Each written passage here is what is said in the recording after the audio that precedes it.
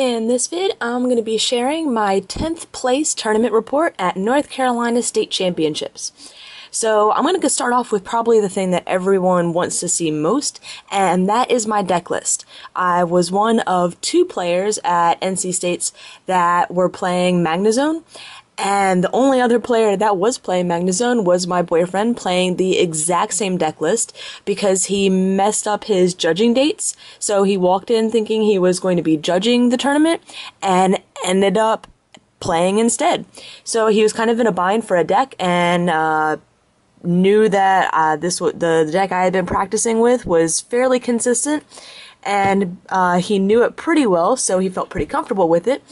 And pretty much just copied it over card for card, and we both actually made it into top cut. I lost in top 16, finishing out obviously at 10th place, and he went on to top 8, but lost there.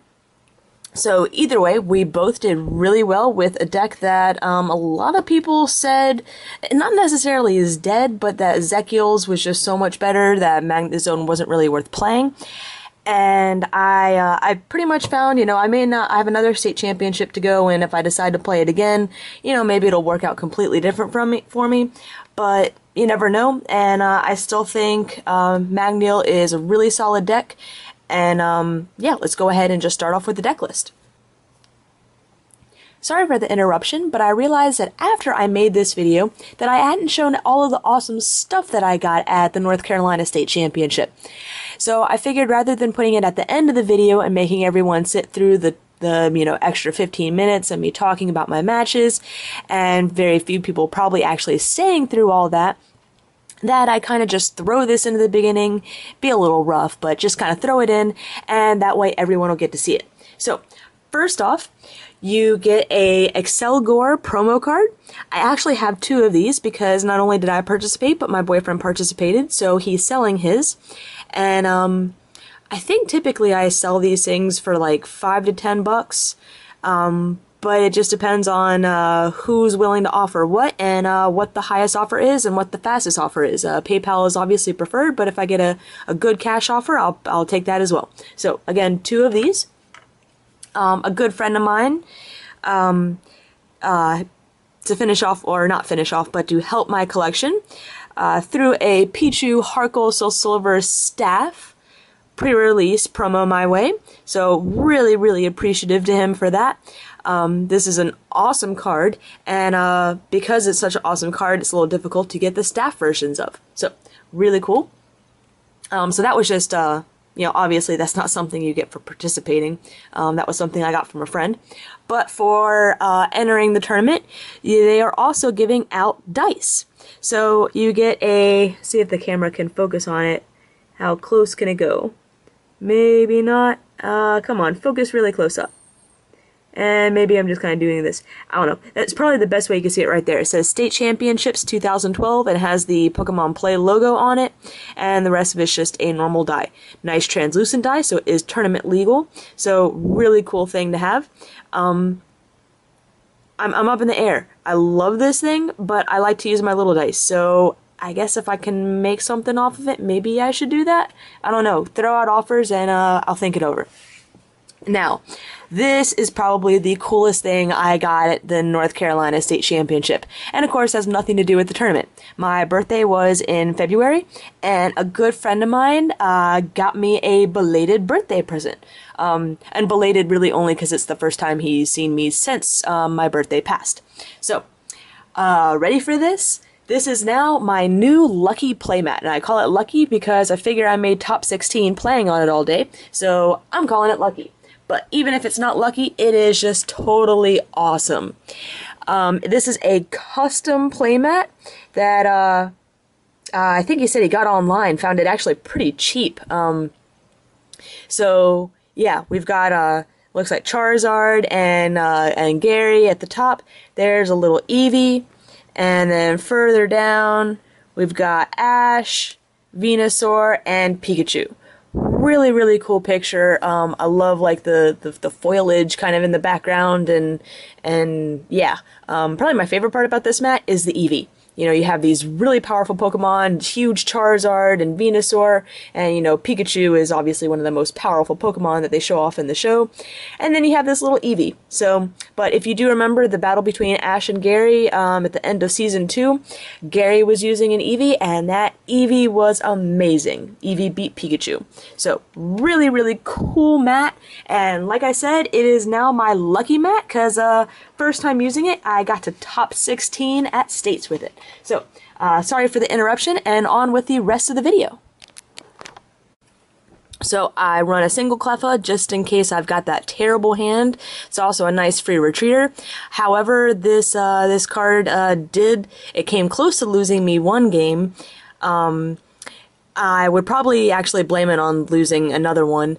And then it's actually what lost one of my games in top 16. So while I love Cleffa, at times it's almost not worth playing just because it's 30 HP and not being able to evolve into something stronger can be your downfall. So I run a 3-2-3 Magnezone line. I love Magnezone in Zekil's well, I guess it's Magneal, but I love it in the electric deck because I can really utilize the full power of N. As long as I have a Magnezone on the bench, I can end my opponent down to, if they've only got a couple prize cards left, a very low hand, and then I can recover very easily with Magnezone. The bad part about that is that when players see a Magnum might hit the field, they do tend to target it. So, and that's what I found. That's typically more where my losses were when the players, had a good start and were able to target my Magnemites before I can get them into Magnezones. I run 2 Thundurus because it is my ideal starter. My ideal start would be a Thundurus with 1 Lightning in my hand, just so I can start charging. Oh, and obviously a Collector. And hopefully in some other type of supporter, but you get what I mean. Thundurus, ideal supporter, being able to search those energy out, and then also hitting for 80 on turn 2, assuming you have the energy in hand, is great, and also put some energy in the discard pile for your Eels. I run 1 Zekrom EX because while Magnezone is a great attacker, you don't want to discard, well not discard, actually lost burn all of your energy, so it's always good to have as many alternate attackers as possible that can fit within the deck to be able to take those prizes without having to rely on Magnezone. So Zekrom EX is awesome, Glinting Claw is alright, but Strongvolt is the big one, doing 150, you have to discard 2, but 150 knocks out quite a bit, and this is probably the strength of Zekiels because this typically gives it the favor against the Magneal matchup because it can one-shot a Magnezone, and a Magnezone is difficult to get back going in 1 or even 2 turns, whereas Zekrom can just keep on hitting. I also have 1 regular Zekrom, again just as an alternate attacker. Pretty much the reason why I run this is that the downside to Zekrom EX is that you lose 2 prizes when it's knocked out. Regular Zekrom still has a hefty HP, it's a very strong Pokemon, and when it gets knocked out, you only lose 1 prize. I run 1 Mewtwo EX simply as a Mewtwo EX counter. However, I found that if I had a hand where I could start with it with, the Mewtwo EX and the DCE, it was great for taking early prizes and getting me that prize card lead that would typically end up winning me the game. My second round of top 16, I think I can probably attribute my win to Mewtwo. I started out with the Mewtwo and the DCE and was able to take a couple of quick prizes off of Tynamos before my opponent could really get set up, and I think preventing that setup is really what helped me. And then probably the most important part of the deck, the electric line. I run a 3-3 line. This is what gets my energy back from the discard pile to power up my Pokemon as fast as possible. I run 2 with the free retreat and 1 of the regular retreat. And the reason I have that split is just because you never know when you're going to run up against a Kyurem or a Chandelure deck that can take out your 30 HP Tynamos before they can evolve. So it's always good just to have 1 backup. So on to my supporters. I run 4 Collector. Some people run 3. I find that when I go below 3, I have terrible bad luck. I never start with it. And honestly, even when I run 4, it's I consider myself lucky if I start with it. I'm with 4 Collector. I should be starting with it, in 80 to 90% of my games, but I end up starting with it in probably 25% maybe. So that's why I run 4, just to increase my likelihood of getting it. I run 1 Pont. This was a card that I swapped out for a rare candy at the last minute, and I'm still not completely sure if I like that decision or not, but I find that I had a hard time fitting a lot of draw support in this deck, especially, before I can get the Magnezone up. So having an extra draw supporter was really a great addition, I think. I run 4N, and again, that's because I run the Magnezone to be able to recover easily from the N. So I can end myself down to 1 if I need to, recover, and hopefully put my opponent in a really rough position.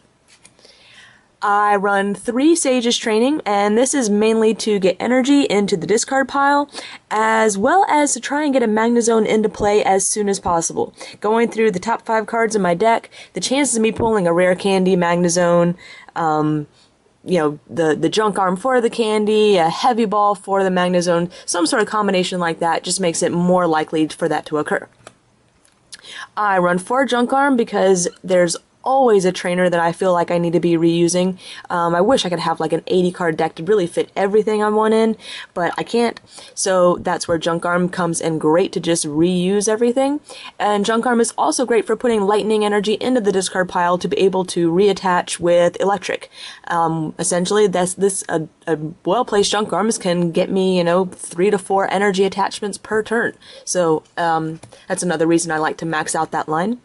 I run 2 Switch, mainly because both Magnezone, Eel, I guess actually now that, Magneal has evolved a little bit with Zekrom EX and Mewtwo EX, there's a lot of things that have a 2 retreat cost. So 2 Switch, especially with the 2 Junk Arm, is really an essential.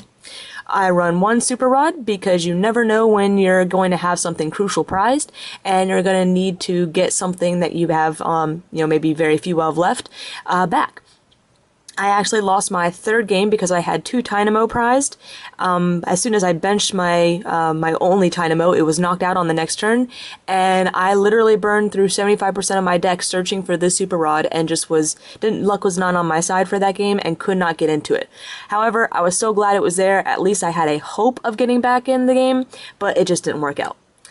I only run 2 rare candy, and while the more consistent play may be to run a 3rd, I typically find that with 2 Magnetons, it's not that big a deal to manually evolve.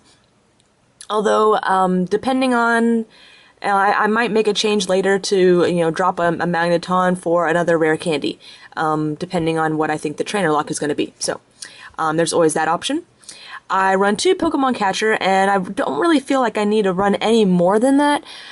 Simply because Magnezone can take out whatever it wants as long as there's enough energy on the field, as well as Mewtwo and Zekrom being really heavy hitters as well. So there's typically not something that I need to target as a weaker target to try and utilize save resources. However, Pokemon Catcher is great for just getting up their tech, their techs. Electric, something that already has damage and they try to retreat out of. Especially, a Zekrom EX that's sitting on the bench with just a few damage away from knockout. Catcher is great for that and, pretty important for the deck to run. I only run 2 communication because this is another last minute change. I swapped out a communication for a heavy ball. I realized that heavy ball searches for my Magnezone and my Zekrom, which are 4 of my Pokemon cards. So that's a pretty good number. And then the 2 communication are in there to search out for, pretty much anything else. And then onto my energy. I run a total of 14 energy, 3 DCE, and 10 lightning. Or 11 lightning. I'm sorry, I can't add now. 11 lightning for the total of 14. There's little tweaks that can be done. I've considered dropping 1 energy to get another trainer or supporter or Pokemon in there. That's still something I could consider if I want to run this deck again this weekend. There's just lots of different things I can do. It just depends on, what I play test with. So, that is my deck. Again, it's actually my first top cut at States, so I was pretty happy with my performance, even though I didn't get, any higher than top 16. I still came out with a few championship points, and it's mostly just the fact that I significantly improved from last year, and just made top cut. So I'm about 11 minutes into the video, so I'm going to briefly run over my matches. And probably the first thing a lot of people are going to say is that my deck, I only got to top 16 because I didn't run into too many Zek Eels. Zek Eels typically does have the speed advantage over me, but at the same time, a lot of the decks that I played, were very well built, very good decks. So we'll just go ahead and start getting into them. My first deck was a Reshiram deck with Reshiram EX. I pretty much just had a nice setup. He got up, as soon as he got up an Emboar, I don't think he had much fire energy to attach from his hand. I think he'd use a lot of his resources to get that Emboar up, and I top a catcher, on my next draw. So I'm able to catcher up the Emboar, and I believe I knocked it out with Zekrom EX. Again, Zekrom EX is wonderful just because it one-shots, 150. That one-shots a lot of our current stage 2s in the format, so it's just a very useful attack and very worth discarding the 2 energy attached. He gets up another Emboar, and again, I top a catcher. I did have a Junk Arm to reuse it, to pull out that catcher again if I really needed to, but luckily I didn't have to. I was just able to catcher it up again, knock it out, and with, 2 of the Emboars knocked out, it was pretty easy from there on just to kind of finish up wiping out the board. I think I burned some energy to knock out an EX at one point to get the last 2 prizes. I'm not quite sure the order, how things were done, but it was still a good match. I think he took 3 prizes or so, so it wasn't a complete shutout in my favor. So the next deck I played was a Reshiram deck, again with Reshiram EX, and so I'm thinking, what is it with all the Reshiram variants? I was expecting to see a lot of Zek Eels. This game actually went way in my favor. He had won his first match against a Durant deck, and obviously Fire does have the advantage over Durant. And I'm not saying it wasn't a well-built deck or anything like that. He just really struggled to get up. I think he did get up a Typhlosion at one point, but he wasn't after. I think he missed 2 afterburners, and essentially I took all 6 prizes, and he wasn't able to get 1. So I kind of felt bad. It was really heavy in my favor, but at a states tournament, or even in any tournament, I try not to go easy at all, even if it's obvious that I'm going to get the win, just because you never know what could happen. My third game was my first loss against a really good player that every time I seem to face him in Swiss, I lose to him in Swiss, but when I face him in top, I seem to win in top. So this was no exception. Again, like I said, my first loss. He was playing Zek Eels. We both seemed to get pretty slow starts. My main attacker, actually, for the majority of the game was Thundurus. I really got sick of just saying Disaster Volt, Disaster Volt, Disaster Volt. I essentially had, I think, 1 electric on the bench, 1 Thundurus on the bench, and 1 active Thundurus, and I would just Disaster Volt, get the damage on there, and just reattach that energy to the Thundurus on the bench. So, I couldn't get a Magnezone up every time I couldn't get a Collector, which was the big thing, to be able to get 2 Magnemite, or multiple Magnemite out enough to be able to get 1 up. I think he knocked out a Magnemite, I think he knocked out a Magneton. Another reason why I'm considering dropping 1 Magneton for another rare candy. But again, still lots of speculation there. So I did lose that game. Like I said, he got a bit of a slow setup as well, but was eventually able to pull ahead and get the win. My next game was against a Kyurem Gator deck, and Kyurem Gator in the past has always beaten me. Just that amount of spread will eventually take out your eels, and once your energy acceleration is gone, there's really not that much you can do. Luckily, I was able to target the Gator before it actually evolved into a Gator, and by preventing that Gator from ever getting up and then targeting Kyurem EXs for multiple prizes, I was able to score a relatively easy win. But if he had been able to get that Gator up, the game could have gone a lot differently.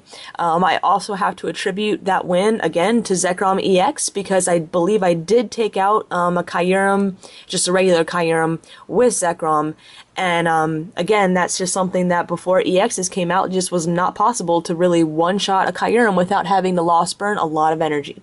So my next deck, my next game, was against a Ross variant. He was able to get a Reuniclus up pretty fast, got a lot of damage. Was able to put a lot of damage on a Zekrom while he was getting that Reuniclus up.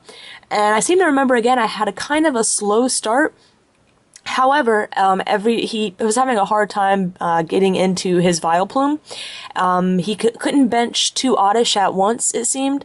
So every time he was able to bench 1 Oddish, I essentially saved up my catchers and I think my junk arms for the catchers to be able to target that Oddish and knock it out. The key against Ross decks is just preventing that Vileplume from getting out, so you have access to all of your resources. And as long as you do that, you're pretty much good. As you know, just make sure the Vileplume doesn't get out, and you can take on anything else. There were, trying to think what EXs he ran with his Ross variant. I forget what they were, but I remember being able to target them, bring them up, and loss burn to get the knockouts on them. So my next game was another Reshiram variant. And I mean, at this point, I played 5 games, lost 1, so I was 4-1. So a Reshiram deck that had made it that far, you know, at this point, you can't say that was just luck. This was a solid, well-built deck. I got a really good start and was just able to, it was just pretty much one-sided in my favor most of the game. However, I will say this, I don't remember the guy's name. I'm terrible with names, so I do apologize for that. But he had the coolest custom-made Pokeball earrings that I've ever seen. So, gotta give him props for that.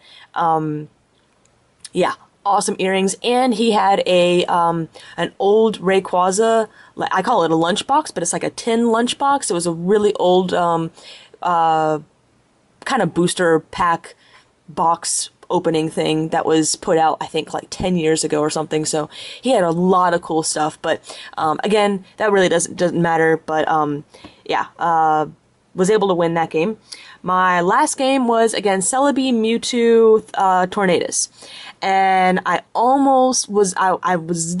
pretty much only avoided the Donk because of a coin flip. He had the Mewtwo and DCE to start, and I only had a lone Cleffa. Luckily, I go first. I'm able to get a Dynamo. I think I was able to get a Collector, or something. I just remember I was able to get a Magnemite, and I had in my hand for a turn 2 Magnezone, so I didn't want to eke that away, so I took a chance and let my Cleffa awake, knowing he was going to take the prize, but hoping it was going to be worth it to get that turn 2 Dynamo, and unfortunately he, I think, ends me, which lost my turn 2 Magnezone, and I also lost the prize on the Cleffa. So, while I tried to, you might consider that a misplay.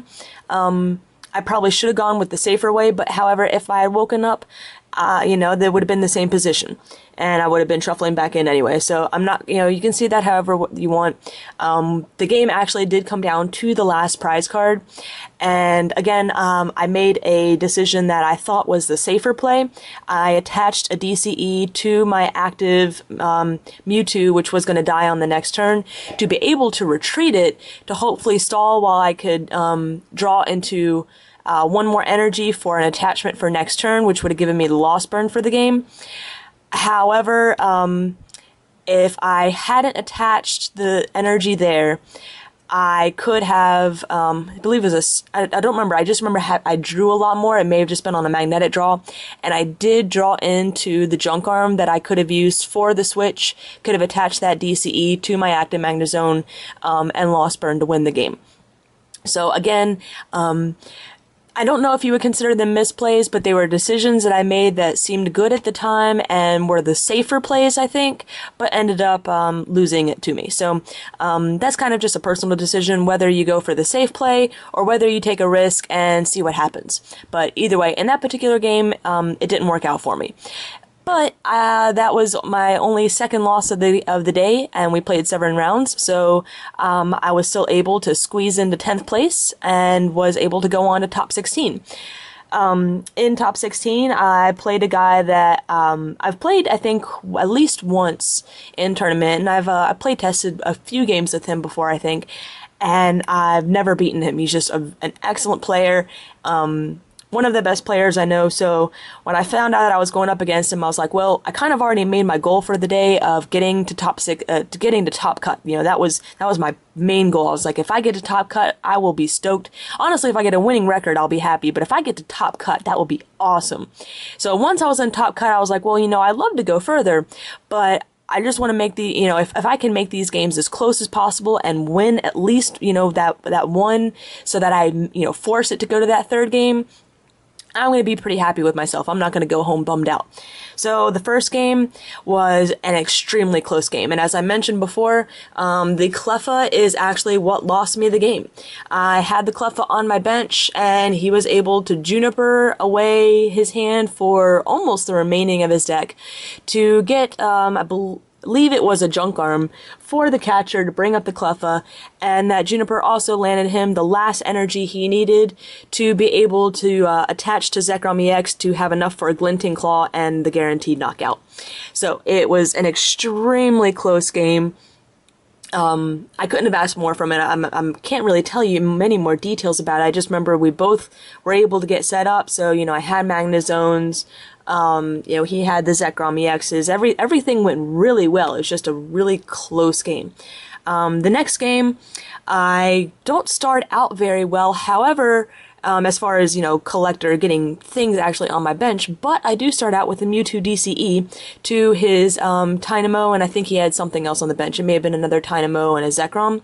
So I was like, well, I hate to bench, I hate to start off with the Mewtwo. I think I did have one other thing, but I was like, you know, I'm going to go with the Mewtwo, and hopefully, you know, I remember what it was now, sorry.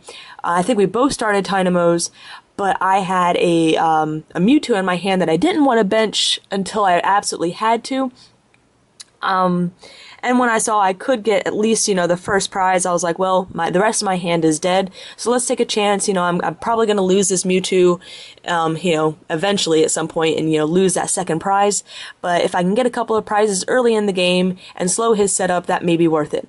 And that's really what won me the game. I was able to get that Mewtwo out, and let's find the Mewtwo to show him off, because it is the pretty full art version.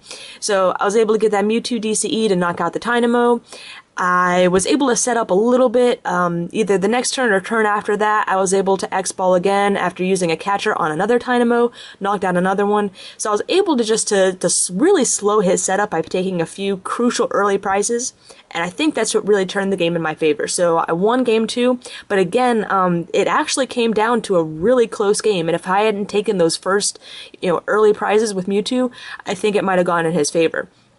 So the very last game, you know, I'm thinking, well, I actually have a chance at making it to top 8. Both of these games have been really close, so I know, you know, this is going to be a good game. And what happens? These two guys are prized. I get this guy out on the first turn with the collector. It's captured up and knocked out.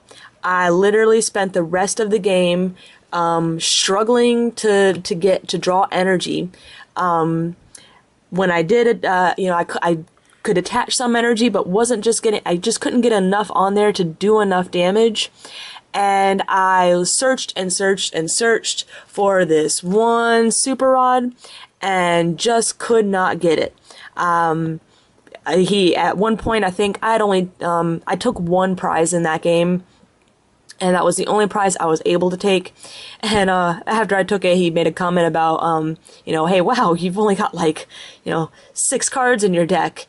And, you know, I was looking at my prizes, realizing there was no way I was going to come back from this. And I was like, yeah, just no. I was very frustrated with my deck at that point, because I was really hoping, you know, losing isn't that big a deal, but I was really hoping to make it a really good close game. But even so, those first 2 games were really awesome. My opponent was really awesome. He's just a really cool guy, and he ended up losing in top 8. But again, I'm really happy for him that he could go on further. And overall, NC States was a great tournament. Probably one of the best tournaments I've been to in a while. Just a lot of my friends made it to top cut as well, and everyone just had a really good day. So I think I've rambled on long enough. For those of you that actually sat here and listened to all my rambling, kudos. You've got a lot of patience. But I do almost do the tournament reports for myself in a way because I have a hard time remembering like the little details of games too long after they've already passed. So you know, in the future, I might go back and listen to myself and you know, kind of remember the games as they were that I may not remember little details of in the future. So again, thanks for watching.